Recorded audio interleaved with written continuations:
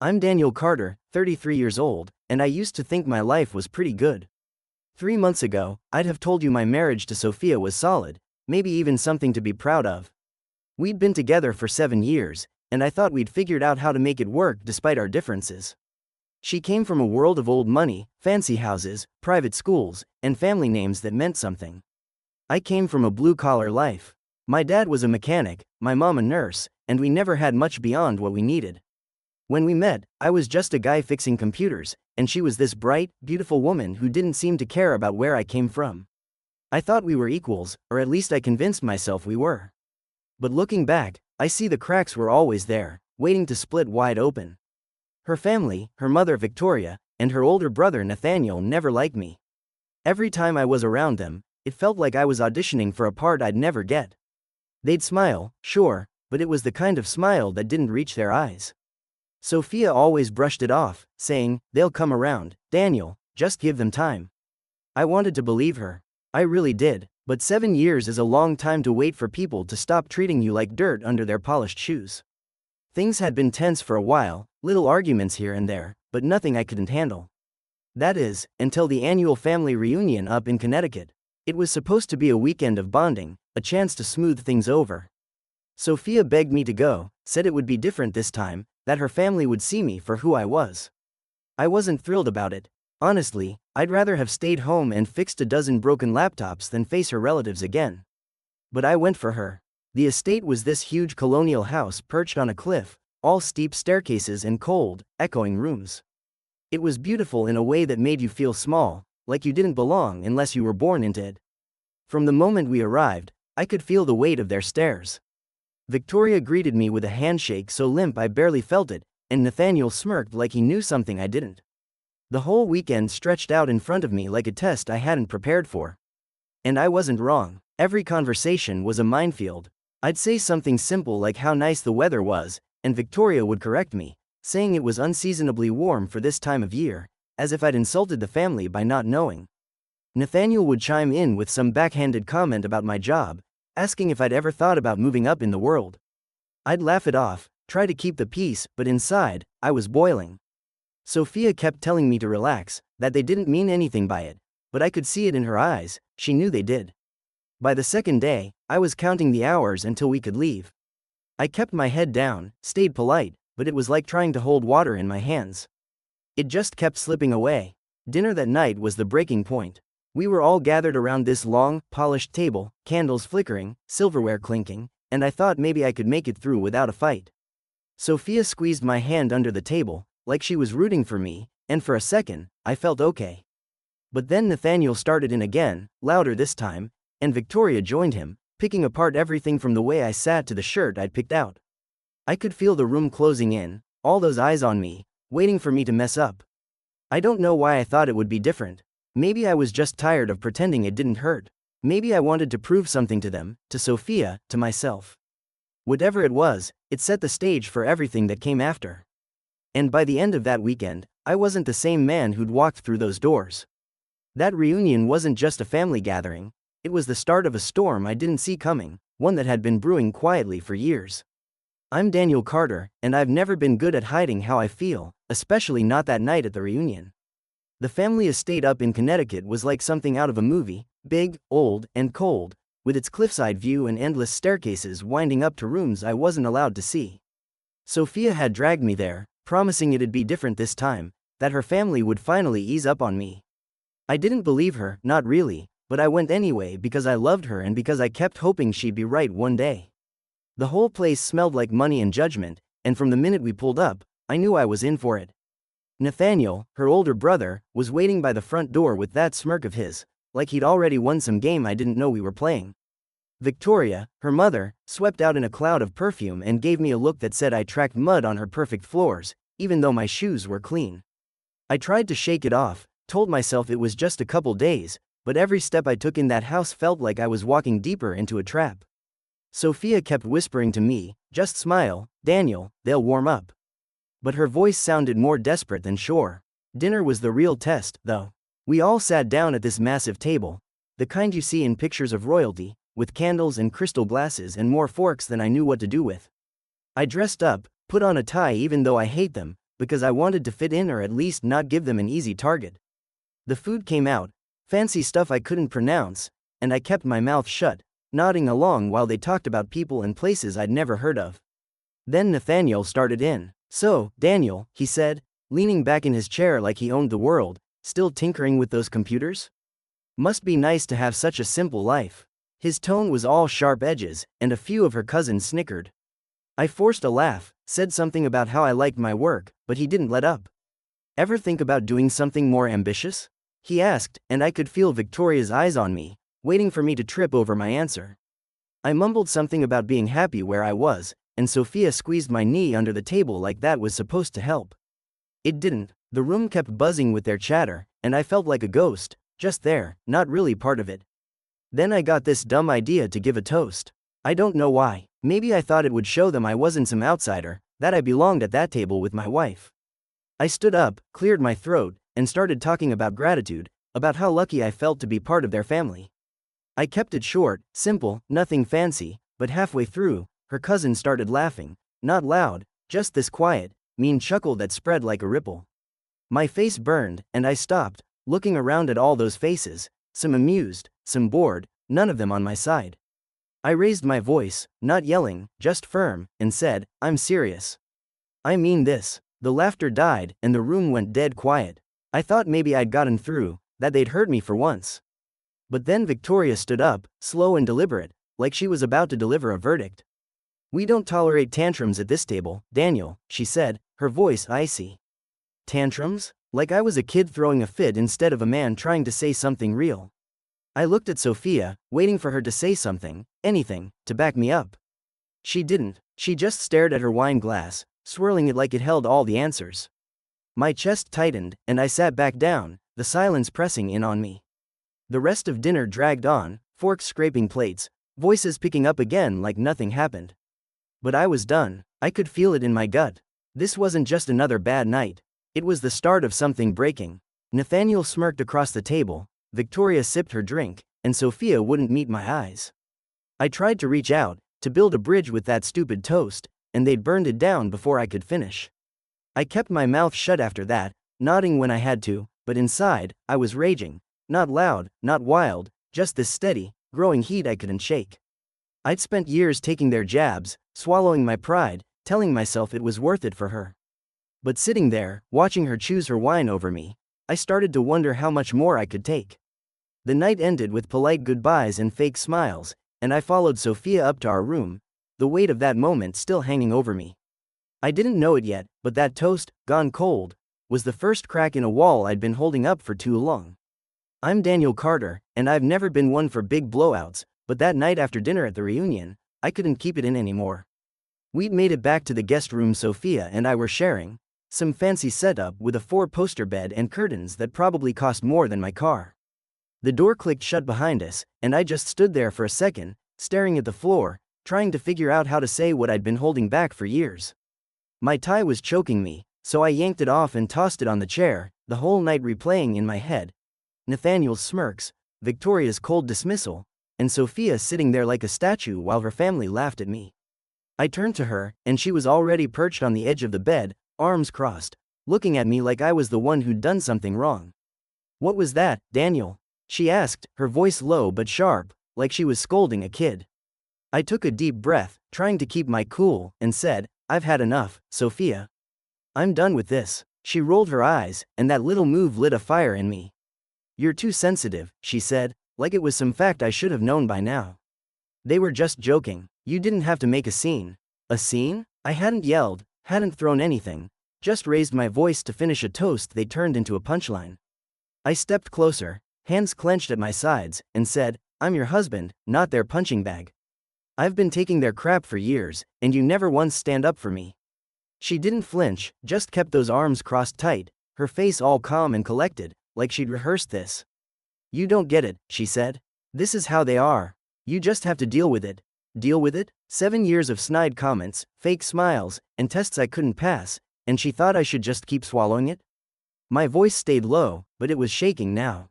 "I shouldn't have to deal with it. You should have had my back down there. Instead, you let them treat me like I'm nothing." She sighed, long and dramatic, like I was exhausting her. "You're blowing this out of proportion," she said, and I could hear her mother in her tone. That same superior edge. That's when I lost it. Not loud, not wild, just this quiet snap inside me. "No, Sophia," I said. "I'm not. I'm done pretending this is okay. I'm done being the guy they kick around while you watch." Her eyes narrowed, and she stood up, finally dropping those crossed arms. "You have two options, Daniel," she said, her voice hard now. "Apologize or leave." I froze. The room went so still I could hear the wind rattling the old windows. Apologize for what? For trying to say something real? For wanting my wife to care? I stared at her, waiting for her to take it back, to soften, to show me she didn't mean it. But she just stood there, chin up, like she'd drawn a line and dared me to cross it. I'd spent years fighting for us, arguing my case to her family, proving I was good enough, begging her to see me as more than the guy they didn't want her to marry. And now she was giving me an ultimatum, like I was the one who'd failed. My chest hurt, this deep, heavy ache, but my head was clear for the first time in a long time. I didn't yell back. I didn't beg her to change her mind. I just looked at her, really looked, and saw someone who'd chosen them over me, again. "Okay," I said, my voice steady even though I felt like I was breaking. She blinked, like she hadn't expected that, but I didn't give her time to respond. I turned, grabbed my duffel bag from the closet, and started packing, not everything, just what I needed. A few shirts, my jeans, my toothbrush. She watched me, silent now, and I could feel her eyes on my back, but she didn't say a word. No wait, no let's talk. Nothing. I zipped the bag, slung it over my shoulder, and walked to the door. My hand was on the knob when she finally spoke. "You're really doing this?" she asked, and there was a crack in her voice, but it wasn't enough to stop me. I didn't turn around. "Yeah," I said, "I am." And then I walked out. The hallway was dark, the house quiet except for the faint hum of voices downstairs. I moved fast, down those stupid, winding stairs, past the portraits of her ancestors staring at me like they knew I didn't belong. My truck was parked out front, and I threw my bag in the back, climbed in, and started the engine. The headlights cut through the night, and I drove off, the estate shrinking in my rearview mirror. I didn't know where I was going yet, just that I wasn't staying. My hands gripped the wheel tight, and my heart was pounding, but I didn't feel trapped anymore. I'd spent so long trying to fit into her world, bending myself to make it work, and in that moment, I realized I didn't have to. She'd given me a choice, apologize or leave, and I'd picked the one she didn't think I would. The road stretched out ahead, empty and black, and for the first time in years, I felt like I could breathe. I'm Daniel Carter, and I didn't look back after I left that big, cold house on the cliff. The truck's engine rumbled under me as I drove away from the reunion, away from Sophia and her family, away from 7 years of trying to be someone I wasn't. My hands were still tight on the wheel, my bag bouncing in the backseat, and my mind was spinning, but I didn't feel lost, not yet. I just knew I couldn't go home, not to the condo we shared, not to the life that felt like a cage with her name on it. I drove through the night, the road dark and quiet, passing little towns with their lights winking out one by one. My phone stayed off. I didn't want to hear her voice or Nathaniel's or Victoria's.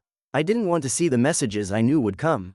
About 2 hours in, I saw a sign for a small airport, one of those regional ones you'd miss if you weren't looking. It wasn't much, barely more than a strip of runway and a low brick building, but something about it pulled me in. I parked the truck, grabbed my bag, and walked inside. The place was half asleep. Just a bored guy at the counter and a couple of vending machines humming in the corner. I didn't have a plan, didn't even know where I wanted to go, but when I got to the desk, I asked, "What's the next flight out?" The guy barely looked up, tapping at his computer. "Got one to Washington State in 40 minutes, he said. "One weighs $200. Washington State. I'd never been there, never even thought about it much, but it sounded far, far from Connecticut, far from her family, far from the mess I'd just walked out of. "I'll take it," I said, pulling out my card. He shrugged, printed the ticket, and handed it over like it was no big deal. To him, it wasn't. To me, it was everything. I sat on a hard plastic chair near the gate, my bag at my feet, watching the clock tick down. My heart was still racing, but it wasn't fear, it was something else. Something like relief mixed with a kind of wild energy I hadn't felt in years. The plane was small, one of those puddle jumpers with tight seats and a single aisle, but I didn't care. I squeezed in next to a window, buckled up, and stared out at the dark runway. When the engines roared and we started rolling, I felt the ground slip away, and with it, all the weight I'd been carrying. Up there, 20,000 feet in the air, it was just me and the hum of the plane. No voices telling me what I should do, no eyes judging me for what I wasn't. I kept my phone off the whole flight, didn't even check it when we landed. I didn't want to know if Sophia had called, didn't want to hear her ask why I'd left or tell me to come back. The airport in Washington state was bigger but still quiet, the kind of place where people move slow and don't ask questions. I rented a car with cash, a beat-up sedan that smelled like old coffee, and drove toward the coast. I didn't have a map, just a vague idea of heading west until I hit water. The sky was starting to lighten by the time I got there, gray and soft with the promise of morning. I found a cheap motel near the beach, the kind with peeling paint and a neon sign that flickered. The lady at the desk didn't care who I was or why I was there, just took my money and gave me a key. The room was small, bed, chair, a sink with a cracked mirror, but it was mine, at least for now. I dropped my bag, kicked off my shoes, and sat on the edge of the mattress, listening to the faint sound of waves outside. My hands were shaking a little, not from cold, but from the rush of it all. I'd done it, I'd walked out, bought a ticket, and landed halfway across the country with no plan and no apologies. Part of me wondered what Sophia was doing right then. Had she told her family yet? Were they laughing about it, saying they knew I'd crack eventually? I could picture Victoria shaking her head, Nathaniel smirking, and Sophia sitting there, maybe confused, maybe mad, but probably not chasing after me. She'd given me that ultimatum, apologize or leave, and I'd picked the door she didn't think I'd take. I lay back on the bed, staring at the stained ceiling, and let the quiet sink in. No one knew where I was. No one could reach me. For the first time in years, I wasn't answering to anybody, not her family, not even myself in that old, pleading way I used to. The air smelled like salt and freedom, and even though I didn't know what came next, I knew I wasn't going back. Washington state was a blank slate, a place where I could breathe without someone telling me I was doing it wrong. I closed my eyes, the sound of the ocean seeping through the thin walls, and thought, this is it. This is mine. The one-way ticket wasn't just a flight. It was a line I'd drawn, and I wasn't crossing back over it. I'm Daniel Carter, and those first couple of days in Washington state felt like I'd stepped out of my own life and into someone else's, a better one, a quieter one. I woke up in that cheap motel room with the cracked mirror and the sound of waves sneaking through the window, and for the first time in years, I didn't feel like I had to explain myself to anybody. My phone was still off, shoved deep in my bag, and I wasn't ready to turn it back on. I didn't want to know what was waiting for me, missed calls, texts, whatever Sophia or her family had to say. I just wanted the silence. And Washington state gave it to me. After a quick shower in that tiny bathroom, I grabbed my stuff and checked out, figuring I'd find something more permanent. The lady at the desk didn't even look up when I dropped the key, and I liked that. No questions, no fuss. I drove along the coast in that rented sedan, the ocean on my left, gray and endless, and the trees on my right, tall and green in a way I wasn't used to back east. It was beautiful, but not in a loud way, just steady, like it didn't need to prove anything. I ended up in a small town, one of those places with a single main street and a handful of shops that looked like they'd been there forever. There was a sign in a window, studio for rent, $600 per month. I pulled over, called the number, and met a guy named Hank who smelled like fish and handed me the keys after I gave him cash for the first month. The place was nothing fancy, one room with a kitchenette, a bathroom, and a view of the water if you leaned out the window just right, but it was mine. I dropped my bag on the floor, sat on the lumpy couch, and let out a breath I didn't know I'd been holding. That first day, I walked down to the beach, hands in my pockets, the wind tugging at my jacket. The sand was cold under my shoes, and the waves rolled in slow and steady, like they were telling me to take my time. I felt lighter than I had in years, like all that weight from Sophia's family, their jabs, their rules, their expectations, had stayed back in Connecticut. I picked up a couple freelance IT jobs online, easy stuff I could do from anywhere, and bought some groceries from a little store where the cashier smiled at me like I was a regular already. It was simple, and simple was what I needed. By day 3, the piece started to crack. I left my phone off, but curiosity, or maybe stupidity, got the better of me, and I powered it up. The screen lit up with notifications, one after another, like a storm rolling in. Sophia had called 10 times, left voicemails I didn't listen to. Nathaniel sent a text. "You're a real piece of work. Running off like that." Victoria's message was longer, something about how I disgraced the family and abandoned my responsibilities. I scrolled through it all, my stomach twisting, but I didn't let it sink in too deep. I'd heard it before, their anger, their blame, and I wasn't going to carry it anymore. There were messages from my sister, Lily, too, worried ones, and a couple from my buddy Marcus, just checking in. I'd get back to them later, but not yet. I deleted the family group chats Sophia had forced me into, those endless threads of her cousins planning brunches and her mother sending passive-aggressive reminders about etiquette. My phone felt cleaner after that, like I'd scrubbed off a layer of grime. The calls kept coming, though, Sophia again, then Nathaniel, then a number I didn't recognize but figured was Victoria using someone else's phone.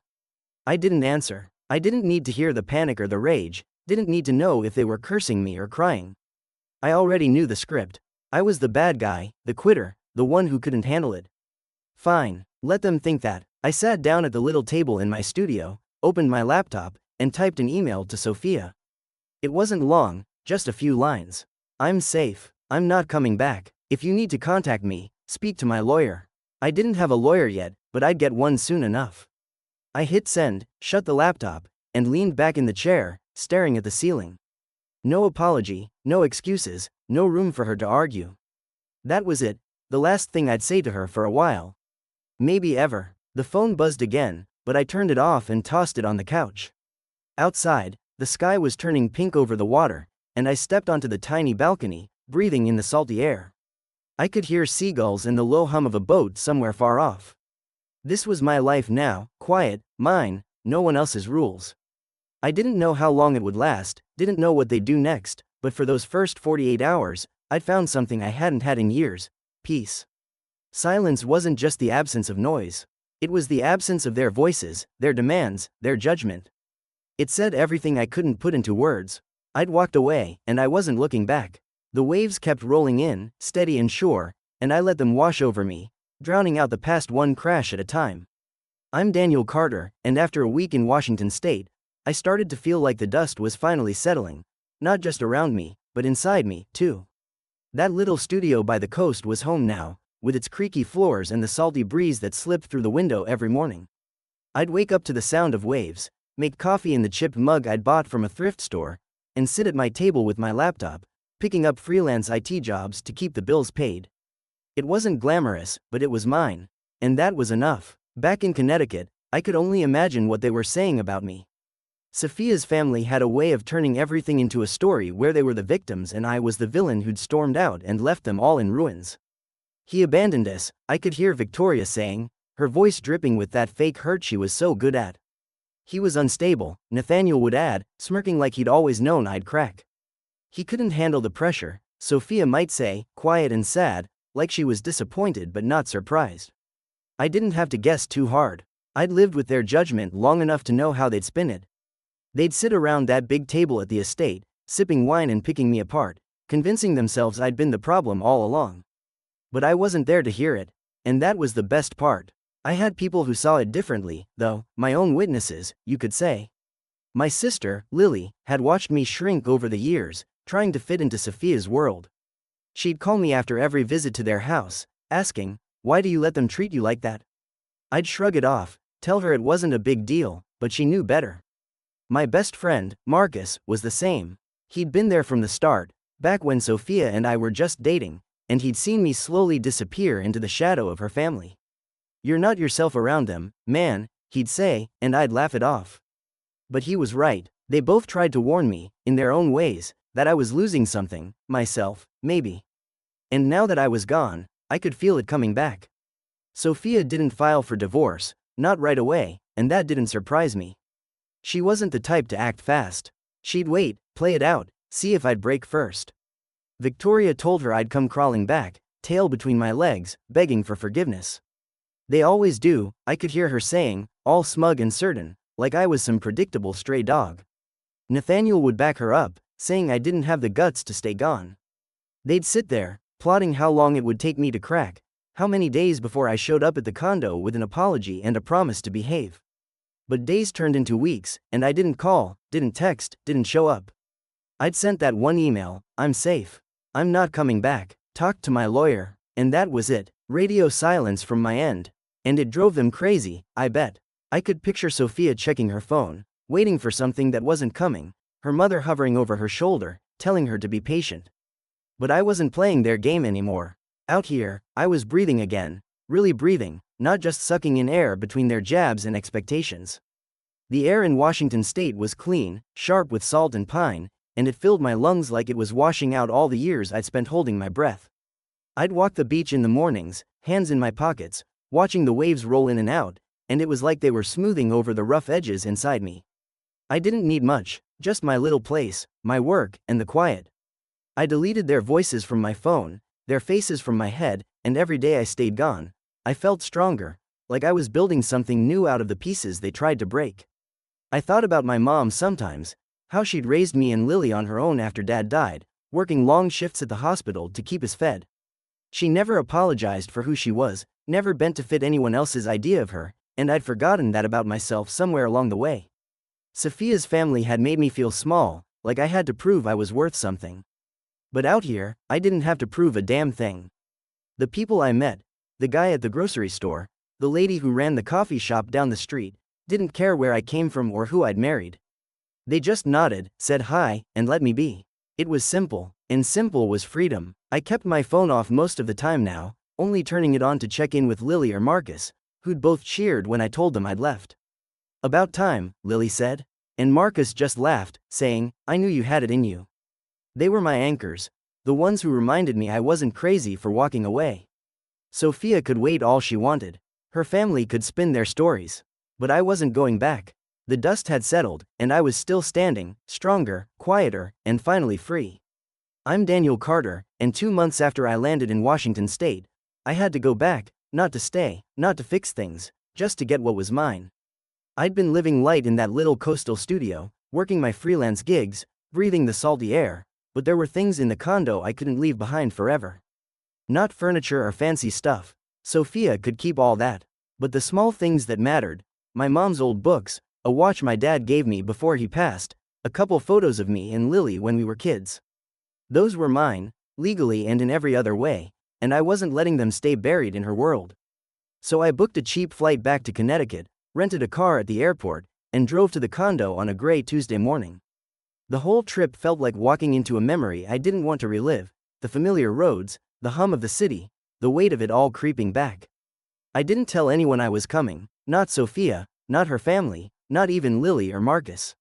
I wanted it quick and quiet, in and out before they could turn it into a fight. The condo looked the same when I pulled up, sleek building, glass windows, the kind of place her money had picked out, not mine. I still had my key, and it turned in the lock easy enough, the door swinging open to that sterile, expensive smell I'd never liked. The place was empty, or so I thought. Sophia's shoes weren't by the door, her coat wasn't on the rack. I let out a breath and got to work, pulling a couple boxes from the closet and starting in the bedroom. I grabbed the books from my nightstand, the watch from the drawer, and a handful of clothes I didn't mind taking. It felt strange being there without her voice in the background, without her eyes watching me like I was about to mess something up. I was halfway through packing when the door opened behind me. I froze, hands on a photo frame, and turned to see Sophia standing there, no warning, no call, just her in that little coat her mother gave her, the one that cost more than my truck. She looked the same, dark hair pulled back, face calm, but her eyes were wider than usual, like she hadn't expected me. Daniel, she said, and her voice was soft, almost shaky. I nodded, keeping my hands busy with the box. Just getting my stuff, I said, not looking at her too long. She stepped inside, closing the door, and stood there like she didn't know what to do. You really meant it, she said, and it wasn't a question. I nodded again. Yeah. She moved closer, her boots clicking on the hardwood, and I could feel her trying to figure me out, like she always did. We can fix this, she said, and her voice had that practiced tone, the one she used when she thought she could talk me into anything. I shook my head, slow and sure, and kept packing. No, we can't. She went quiet then, and I thought maybe she'd leave. But she didn't. She just stood there, watching me fold a shirt, her arms crossed tight like she was holding herself together. You didn't even try, she said after a minute, and there was a bite to it now, a little of that anger I'd been waiting for. I stopped, looked at her straight on, and said, I tried for 7 years, Sophia. You didn't. Her mouth opened, then closed, like she wasn't sure how to argue that. I went back to the box, stacking the photos, feeling the air get heavier between us. You never fought for me, I said, keeping my voice steady even though it hurt to say it out loud. You fought to keep me in place, to keep me quiet, to keep them happy, but you never fought for me. She flinched, just a little, and I saw something flicker in her eyes. Maybe guilt, maybe realization, but it was gone fast. That's not fair, she said, but it sounded weak, like she didn't believe it herself. I shrugged, taping up the box. Maybe not, but it's true. I picked up the second box, started on the living room, some old records, a mug I liked, and she followed me, hovering like she wanted to stop me but didn't know how. What am I supposed to tell them? She asked, and I knew she meant her family. I didn't look up. Whatever you want, I don't care anymore. That hit her. I could tell because she went quiet again, longer this time. I kept moving, kept packing, and when I was done, I had 2 boxes in my bag, ready to go. She was still standing there, coat on, looking smaller than I'd ever seen her. Daniel, she said, one last try. But I shook my head again. I'm done, Sophia, take care. I walked past her, out the door, down the hall to the elevator. She didn't follow, didn't call after me, and when the doors closed, I felt that weight lift again. I drove straight to the airport, shipped the boxes to Washington State, and caught the next flight out. Back on the coast, I landed under a sky full of stars, the ocean waiting for me like it always did. That last visit didn't change anything. It just closed the door I'd already walked through. She still didn't get it, still thought it was about fixing something broken. But it wasn't, it was about letting go. I'm Daniel Carter, and after I got back to Washington State from that last trip to Connecticut, I started building something real. Not just a life, but a version of myself I'd lost somewhere along the way. The boxes from the condo arrived a few days later, and I unpacked them slow, setting my mom's books on a shelf I'd picked up from a garage sale, hanging the photo of me and Lily on the wall by the couch. The watch from my dad stayed in its box for now. I wasn't ready to wear it yet, but knowing it was there felt right. That little studio by the coast was starting to look like mine, not just a place to crash. And every piece I added made it feel more solid. I'd been freelancing since I got here, fixing people's tech problems online, but I decided to push it further. Started advertising my services around town, handing out flyers at the coffee shop and the hardware store. Word spread quick, and soon I had steady clients, small businesses mostly, who liked that I didn't overcomplicate things or overcharge them. They didn't care that I wasn't from some big name family or that I'd married into money they'd never see. They just cared that I showed up and got the job done. It was a kind of respect I hadn't felt in years, and it built me up, brick by brick, into someone I could stand to look at in the mirror. The town was small, but the people were good, honest in a way Sophia's crowd never was. I met a guy named Jack at the diner one morning, a fisherman with hands like sandpaper, who'd nod at me over his coffee like we'd known each other forever. There was Emma, who ran the coffee shop and always slipped me an extra muffin when I came in, saying, "You look like you could use it." They didn't ask about my past, didn't need to know my tax bracket or who I'd been married to. And that was a relief I didn't know I'd been craving. I started hanging out with them more, grabbing a beer with Jack after his boat came in, helping Emma fix her ancient computer when it crashed. They became my people, not because I forced it, but because it just happened, natural and easy. I got back in touch with Lily, too, calling her one night after I'd settled in. She picked up on the first ring, her voice bright and loud. "Daniel, you're alive." I laughed, told her about the studio, the ocean, the work I was doing. She said she was proud of me, and I could hear the truth in it. She'd been waiting for me to break free longer than I had. We talked about Mom and Dad, about how she was doing back home, and I promised I'd visit soon. It felt good having her voice in my ear again, like a piece of my old self slotting back into place. I started hiking on weekends, following trails through the woods or along the cliffs, the kind of thing I'd never had time for back east. The air was sharp, the views wide, and it cleared my head in a way nothing else did.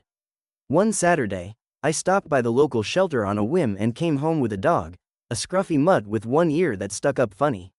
I named him Rusty, after nothing in particular, just a name that fit. He'd follow me everywhere, trotting along on walks or curling up by my feet while I worked. He didn't ask for much, just food, a pat on the head, a quick run on the beach. And giving him that made me feel steady, like I was good for something again. It's funny how the simplest things started to mean the most. I'd sit on my balcony at night, Rusty snoring beside me, listening to the waves and watching the stars prick through the dark. The work was picking up. I was consulting full-time now, building systems for local shops, troubleshooting networks, and people trusted me, relied on me without needing to know my whole story. I traded the condo's polished floors for this creaky little place, the city noise for the ocean's hum, and it wasn't perfect, but it was mine. I'd spent so long in Sophia's shadow, bending to fit her family's rules, that I'd forgotten what it felt like to stand up straight. Out here, I didn't have to explain myself, didn't have to apologize for where I came from or what I didn't have. Jack would slap me on the back and say, "Good to have you around, Dan." And Emma would grin when I fixed her printer. And that was enough. Rusty would nudge my hand with his wet nose, and I'd laugh, scratching his ears, thinking how easy it was to make him happy. I'd found peace, not the loud, dramatic kind, but the quiet sort that sinks in slow and stays. It was in the salt air, the steady rhythm of my days, the way I could hear myself think again. I was rebuilding, one small piece at a time, and every brick I laid felt like a step away from the man I'd been, the one who'd begged for a seat at a table that never wanted him. I'm Daniel Carter, and after months of quiet in Washington state, the past started creeping back, not loud or crashing in, but soft, like echoes I couldn't quite shake. I'd built a good rhythm out here, work, walks with Rusty, coffee with Emma, beers with Jack, and it felt solid, like the life I'd always wanted but didn't know I could have. The studio was home now, with its thrift store shelves and the sound of the ocean keeping me company at night. I'd stopped checking my phone for messages from Sophia or her family, stopped bracing for their next move. I thought I'd left them behind for good, but then one morning, I opened my laptop and saw an email from her. It wasn't much, just a few lines, no subject, but it stopped me cold. I sat there at my little table, coffee going cold in my hands, staring at her name on the screen. Part of me wanted to delete it unread, keep the peace I'd fought so hard for. But another part, the stubborn part, maybe, clicked it open. She didn't beg me to come back, didn't try to guilt me like her mother would have. It was simpler than that, sadder, too. "I see it now, Daniel," she wrote. How it unraveled. I was so busy trying to keep them happy, Mom, Nathaniel, all of them, that I didn't see I was losing you. I'm sorry, that was it. No promises, no pleas, just regret laid out plain and quiet. I read it twice, then leaned back in my chair, letting it sink in. Rusty nosed at my leg, whining for his walk, but I just sat there, staring at the words. It wasn't anger that hit me, I'd burned through that months ago. It was something else, a kind of tired ache. She saw it now, she said. But where was that clarity when I was standing in front of her, asking her to choose me? Where was it when I was packing my bag, waiting for her to say something, anything, to stop me? I didn't reply, not because I was mad, not because I wanted to hurt her, but because there was nothing left to say. Silence felt truer than any words I could send back. It was the answer she'd never heard when I was still there, still trying. I closed the laptop, grabbed Rusty's leash, and took him out to the beach, letting the wind and the waves drown out the echo of her email. The sand was cold under my boots, and Rusty ran ahead, chasing gulls while I walked slow, hands in my pockets, thinking it over. She'd lost me long before I left. And I'd lost her, too, somewhere between her family's rules and my own breaking point. That email didn't change anything. It just confirmed what I already knew. I was done carrying her regret along with mine. A few months later, another letter came, this time in the mail, handwritten on thick paper that smelled faintly of Victoria's perfume. I knew it was from her before I even opened it. Sophia didn't write letters, but her mother loved the drama of it. I stood by the mailbox, the ocean rumbling in the distance, and tore it open. Daniel, it started, all formal and sharp. You broke my daughter's heart. You walked away from your responsibilities, from our family, and left her to pick up the pieces. I hope you're proud of yourself. The rest was more of the same, condescension dripping from every line, blaming me like I'd torched their perfect little world. I read it once, standing there in the wind, then walked inside and fed it to the shredder by my desk. The machine whirred, chewing it up, and I watched the pieces fall into the trash, feeling nothing but relief. Victoria didn't get it, never would. She thought I'd broken Sophia. But Sophia had broken herself, choosing them over me every chance she got. I wasn't proud of leaving.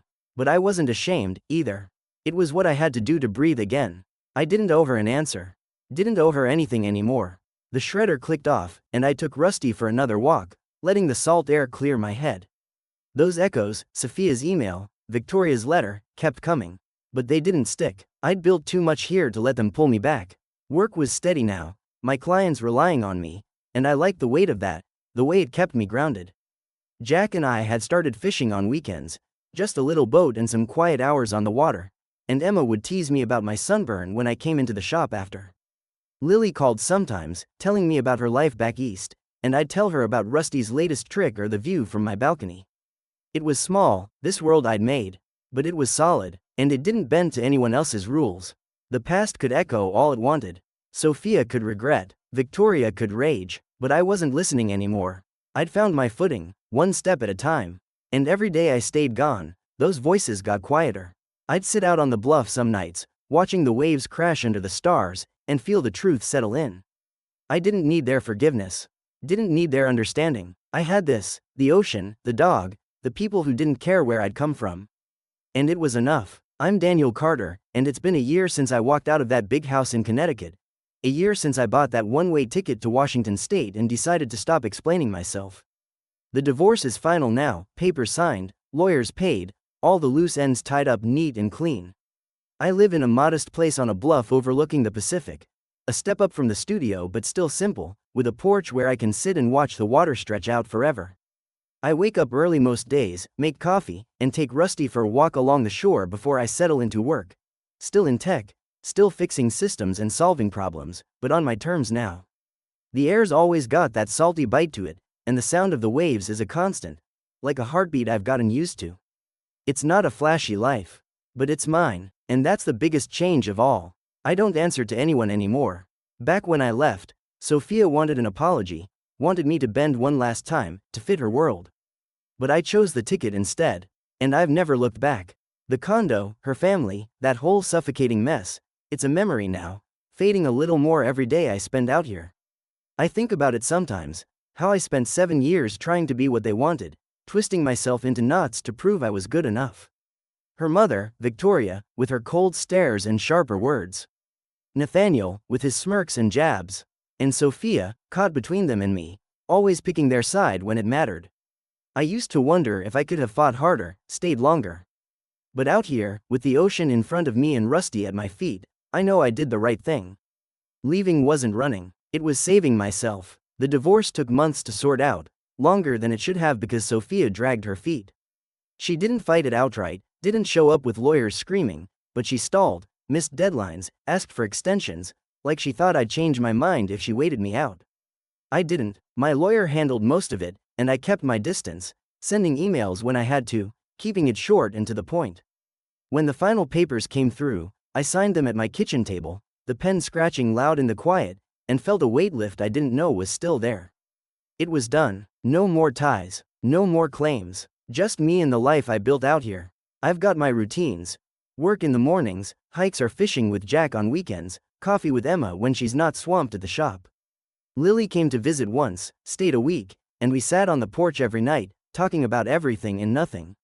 She said I looked different, lighter, and I told her I felt it, too.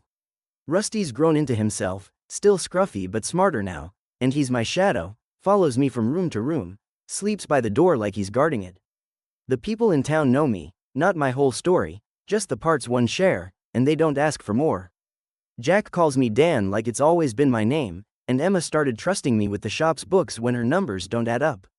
It's a community, not forced or fake, just people living their lives alongside mine. I don't explain myself anymore. Not to them, not to anyone. That's the real freedom, the thing I didn't know I'd lost until I got it back. Back in Connecticut, I was always justifying why I did what I did, why I wasn't like them, why I deserved a seat at their table. Here, no one cares. I show up, I do my work, I crack a beer with Jack or toss a stick for Rusty. And that's enough. I don't owe anyone my story. Don't have to prove I'm worth something. Sophia's family thought love came with conditions: obey, fit in, apologize when you step out of line. But I've learned it doesn't have to. Lily loves me because I'm her brother. Jack because I'm a friend. Rusty because I'm his person. It's simple, and simple is what I needed all along. I think about Sophia sometimes, wonder what she's doing now that the papers are signed. Maybe she's still in the condo, still going to those family dinners, still trying to keep Victoria happy. Her email from months back, the one about regret, sits unanswered in my inbox. And I've never felt the need to change that. She made her choice back then, picking them over me. And I made mine when I walked out. We're even now, in a way. Both free to live how we want, just not together. I don't hate her. Don't even resent her anymore. It's just done. The Bluff's my home now, with its wide views and quiet nights. And every day I spend here, I feel more like the man I was supposed to be. I work hard, keep things easy, and let the ocean smooth out the rest. No apologies, no looking back, just me, my dog, my people, and a life I built my way.